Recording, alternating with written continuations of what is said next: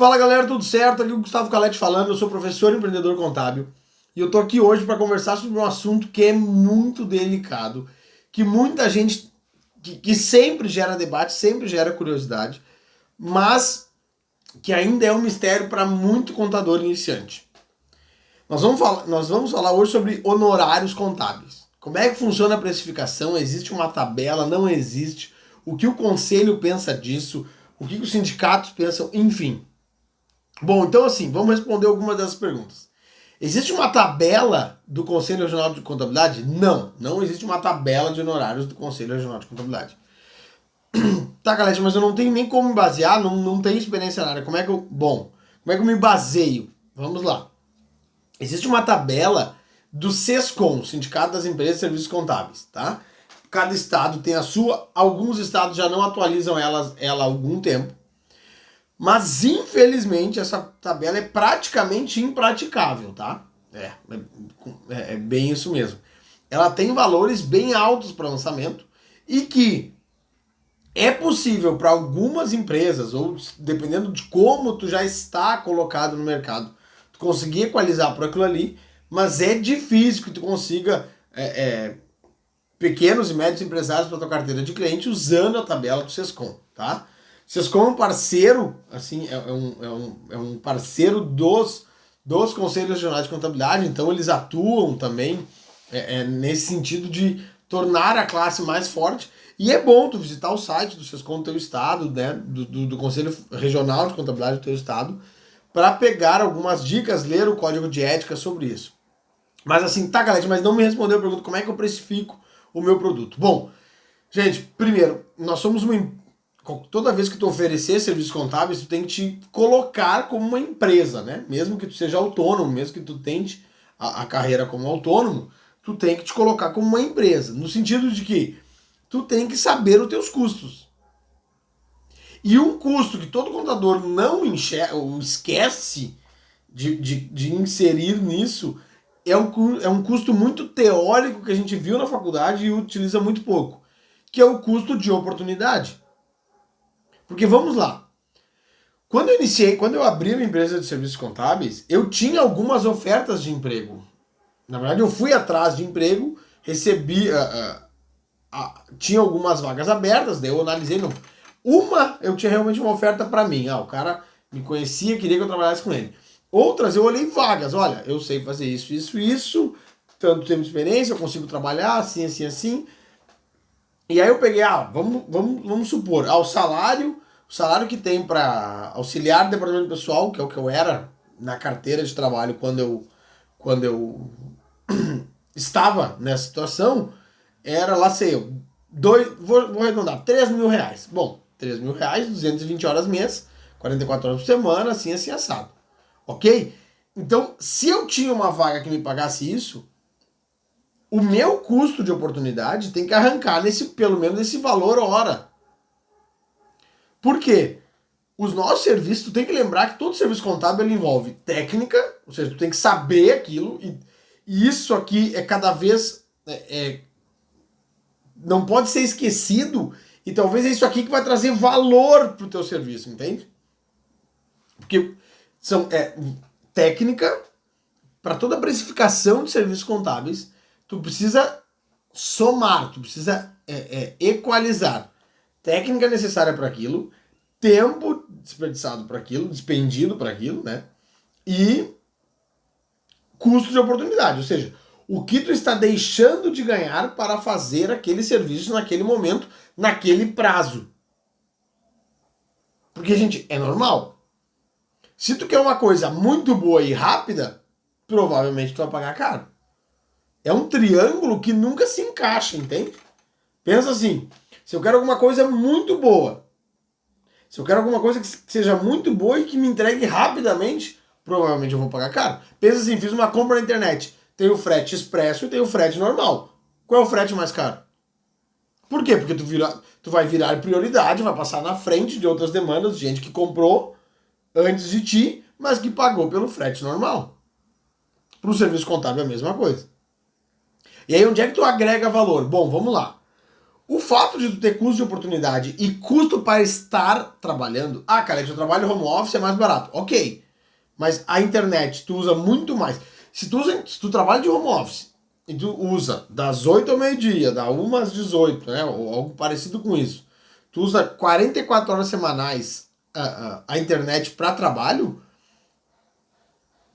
pelo menos metade do teu custo de internet na tua casa tem que ser da tua empresa, do teu trabalho. Sim. Ah, eu uso para entretenimento, mas pelo menos metade. Se não for toda. Bom, antes eu tinha internet no celular e isso me servia. Antes eu dividia o Wi-Fi com o vizinho e isso me servia. Agora eu coloquei uma internet aqui em casa para atender, para trabalhar. Bom, então ele inteiro é teu custo. Existe custos no serviço que a gente acaba não enxergando. Porque o que passa na cabeça de quem vai cobrar, principalmente o contador, tá? Incrivelmente é contra-intuitivo, mas o que acontece? Se eu te peço um serviço, né? Se eu te peço um serviço, se eu te peço um orçamento, olha, eu preciso que tu faça a minha declaração de imposto de renda da pessoa física, eu tenho uma renda de assalariado e só. Não tenho filhos, não tenho imóveis, tenho uma conta bancária. Se isso pra ti é super tranquilo, tu tá acostumado a fazer declarações de imposto de renda da pessoa física desse estilo, tu pensa assim, bah, isso eu levo 30 minutos, mais 30 minutos depois de verificação, se deu tudo certo. Ah, então eu vou cobrar 60 reais. Vou ganhar 60 reais por 30 minutos. É bom. O problema é que a gente tem essa falha mental que a grande maioria dos contadores e contadoras tem, que é quanto mais técnica tu tem para aquilo, mais barato tu cobra. Ou mais barato tu pensa em cobrar. Ou menos tu valoriza. E é isso que tu tem que entender. Que não pode ser assim. O pilar da técnica é o que mais dá valor pro teu serviço. Quanto mais técnica tu tiver, mais caro tem que cobrar. Ah, cara, mas eu demorei só 15 minutos pra fazer o que o cara me pediu. Sim, mas tu demorou só 15 minutos porque tu tem muita técnica sobre aquilo. Pensa assim, ó, o teu carro estragou.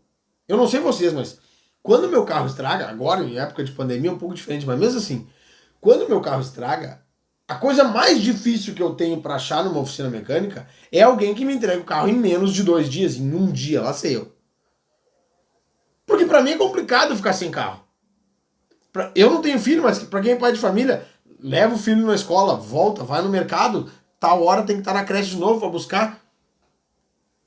Tu ficar 1, 2 dias, 3 dias sem carro é complicado. Mas, se o cara sabe muito e consegue resolver em um dia, eu não sei vocês, mas eu tô pouco me importando. Eu não quero pagar por aluguel de dia que meu carro usou a garagem lá do mecânico. Eu quero pagar pelo serviço bem feito. Se ele faz em 2 horas, é capaz de eu pagar mais caro do que se ele fizer em 3 dias. Porque se ele fizer em 3 dias, olha o tamanho do transtorno que ele vai me causar. E por que na área contábil não é assim? Por que na área contábil não é assim? Em todos os setores, gente. Quanto mais fácil uma coisa é pra ti, mais tu ganha por aquilo e não menos. Pensa em futebol. O Romário ganhou muito dinheiro porque pra ele é fácil fazer gol. É muito fácil. Por que o Romário ganhou sempre mais que o zagueiro do time dele?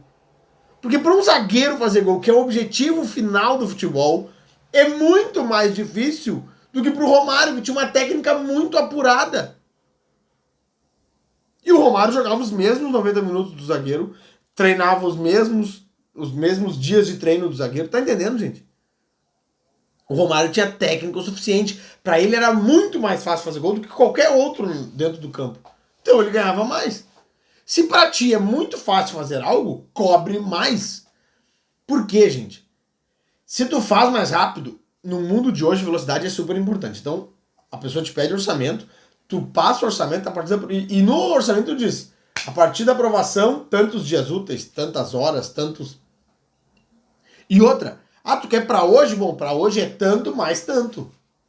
Não diz separado, né? Mas enfim, vamos supor que tu vai cobrar 120 reais um serviço, tu cobra 120 reais aquele serviço normalmente. Não sei que serviço é, mas tu cobra 120 reais, ok?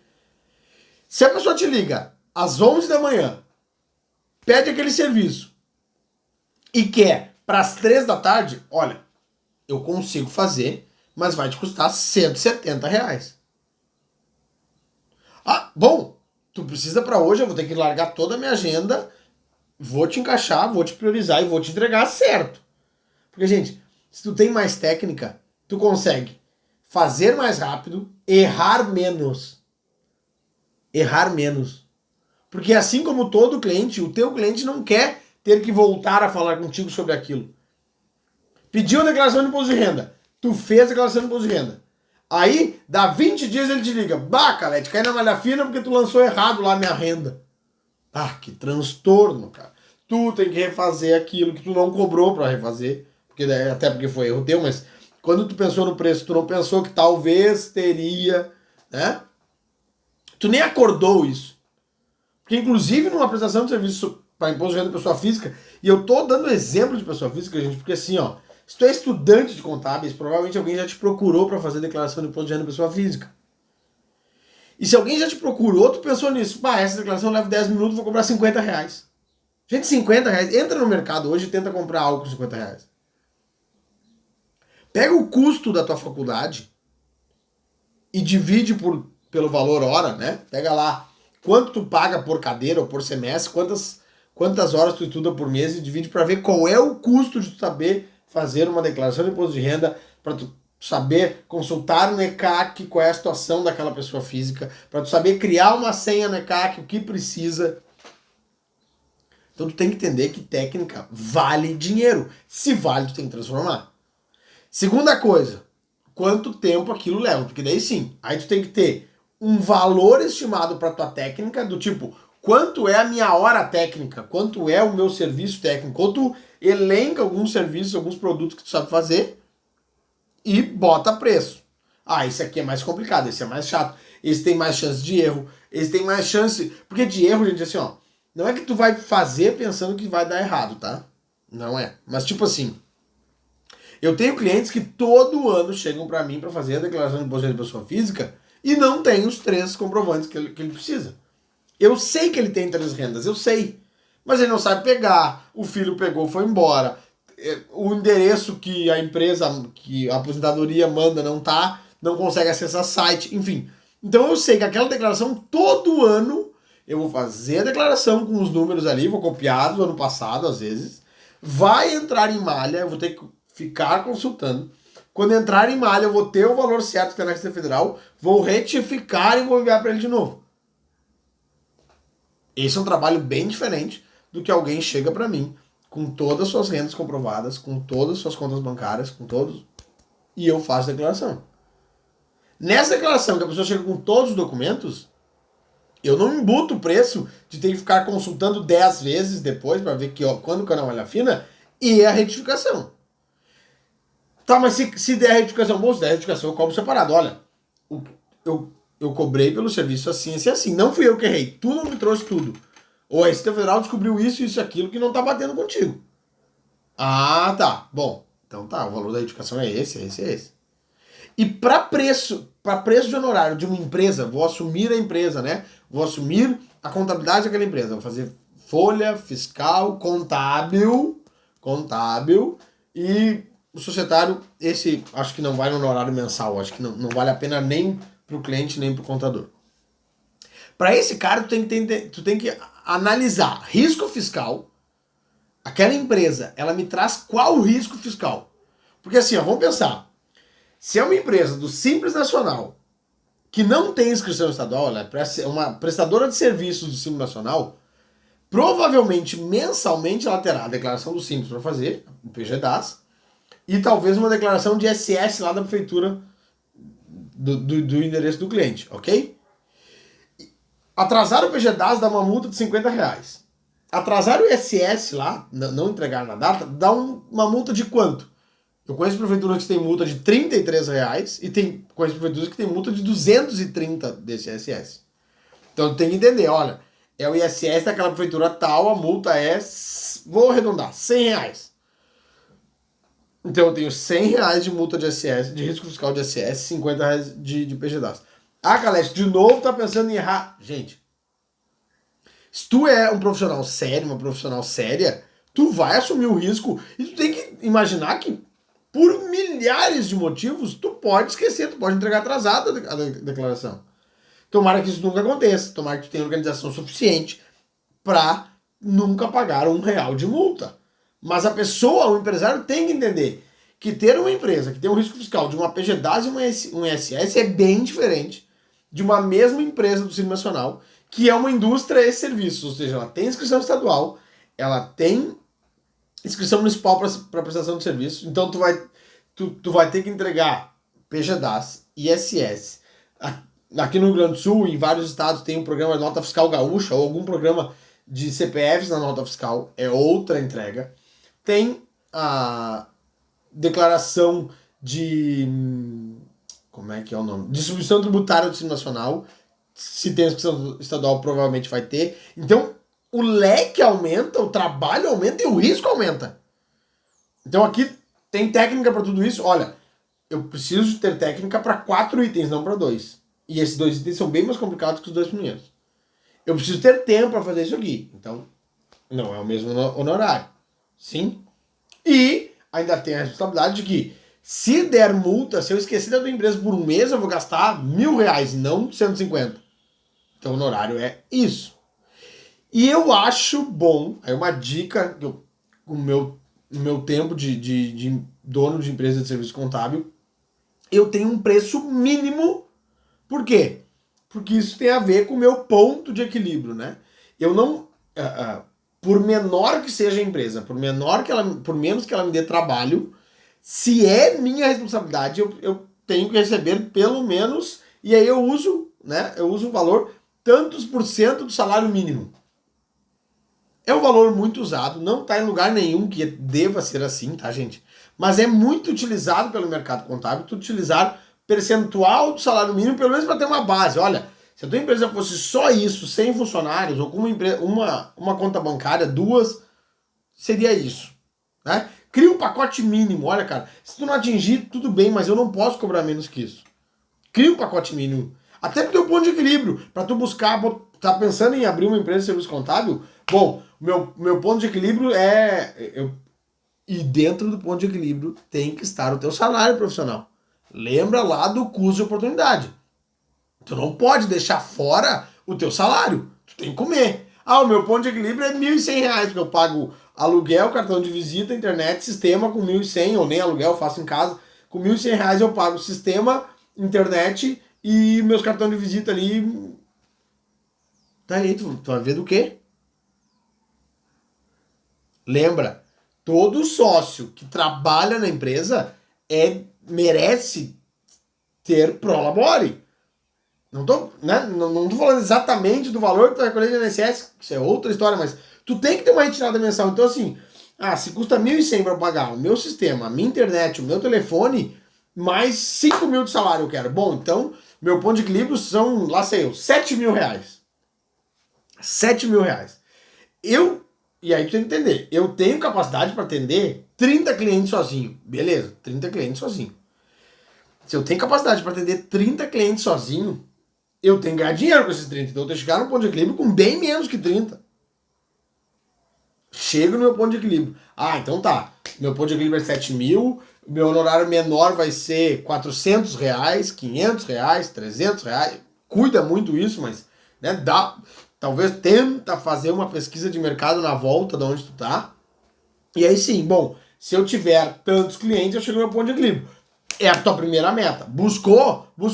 A segunda meta é manter o custo, inclusive o teu. Se nesse exemplo eu dei 2.000 de custo da empresa e 5.000 de salário, tem 7.000. Tenta manter a tua vida em 5 para que a empresa dê dinheiro. E aí tu começa a melhorar a empresa. Ou compra um computador novo, ou investe, enfim, guarda um dinheiro porque tu vai precisar. E aí sim, bom, eu tenho lastro, eu tenho capital de giro para 30, 60, 90 dias para bancar aqueles 7.000. Bom, acho que agora dá para eu ter um aumento de salário, dá para eu ir para R$6.000, para 5.500, e aí buscando clientes. Então o honorário, gente, é bem complicado, mas assim, tu tem que ter uma métrica básica, tu tem que ter uma tabela para alguns serviços que vão acontecer, do tipo abertura de empresa limitada, abertura de empresa individual, alteração de limitada se é para cliente, se é para não cliente. Eu pelo menos faço isso. Quem é meu cliente, né, recorrente, tem descontos nos produtos societários. Quem não é tabela cheia, e é assim que se faz. Vou aceitar cartão, não vou, quais são as taxas do cartão, né? Faz o preço de baixo para cima, de dentro para fora, não de fora para dentro, aquela história, né? Ah, vou vender por 1.000, aí eu pago 10 de cartão, vai dar problema. Então, aliás, faz de cima para baixo, não de baixo para cima, né? Faz lá de cima. Então, eu até posso fazer um vídeo aqui sobre cálculo de preço, que tu aprende e, inclusive, vende isso, ensina isso para os teus clientes. Porque, assim, exemplo rápido, tá? Tem muito empresário que compra uma mercadoria por 100 reais, trabalha com um markup de 3. Então, compra por 100 e vende por 300. Não vendeu nada, ele vai lá e bota 70% de desconto. Gente, 70% de desconto de 300 reais são 210 reais. Se tu comprou por 100 e tá vendendo, e tá dando 210 de desconto num preço de 300, tu tá vendendo por 90. Ah, Calete, mas era a última peça, eu comprei um lote. Ah, não, ok.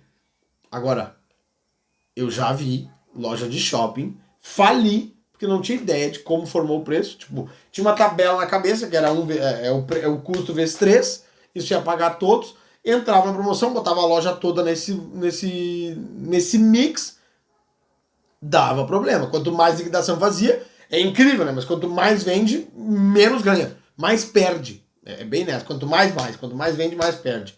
Então, esse é um outro tipo de produto que tu pode agregar, porque, de novo, gente, vender para cliente teu é 7 vezes mais barato do que conseguir novos clientes. Se tu tá começando na área contábil, tu tem que investir tempo, mais tempo do que dinheiro, é mais estratégia do que força para angariar novos clientes e depois entender a necessidade de cada um e adequar a tua técnica a isso. Sim? Então, gente, resumindo, sobre honorários contábeis, dê uma analisada no teu mercado. Lembra desses 3 itens. Técnica, a quantidade técnica que tu tem ou tu precisou estudar para saber aquilo. Quanto tempo tu vai investir naquilo, sim. E eu esqueci do terceiro. Mas vamos lá. Técnica, quanto tempo e teu custo fixo, teu custo de oportunidade. Então, os 3 itens para olhar um honorário contábil, para criar um preço de honorário contábil.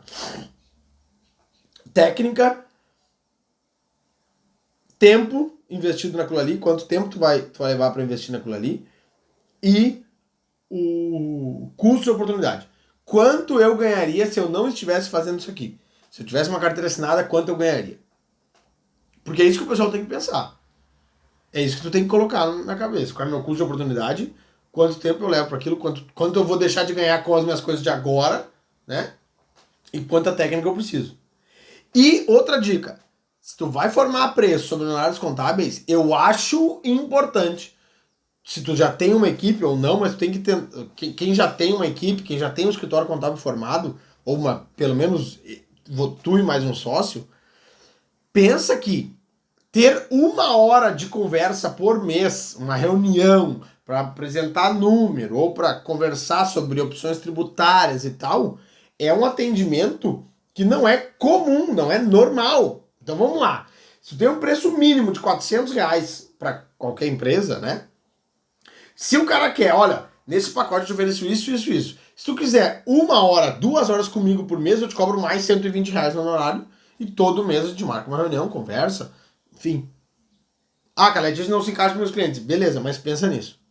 Provavelmente tu terá clientes que querem conversar contigo mensalmente sobre estratégias, sobre se está certo, sobre se está errado, sobre dúvidas trabalhistas. Olha, a gente está pensando em contratar mais funcionários. Posso terceirizar? Não posso. Posso contratar via MEI? Não posso. Qual é o risco disso? Qual é o risco não disso?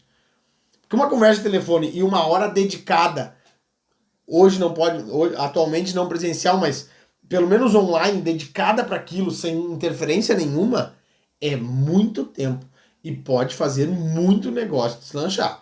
Vai de te valorizar diante dos teus clientes. Gente, se tu gostou desse conteúdo aqui, dá um joinha aqui para me ajudar a dizer pro YouTube que esse conteúdo tá ajudando mais contadores e contadoras pelo Brasil. Quer receber mais, quer que o YouTube te avisa, te inscreve no canal, marca o sininho aqui. E se tu acha que alguém, algum sócio, algum colega teu precisa ouvir isso, compartilha isso, manda no grupo de WhatsApp. Qualquer dúvida, qualquer reclamação, enfim, use os comentários aqui para a gente crescer essa comunidade que espalha a contabilidade. Um abraço, muita contabilidade no corpo, gente!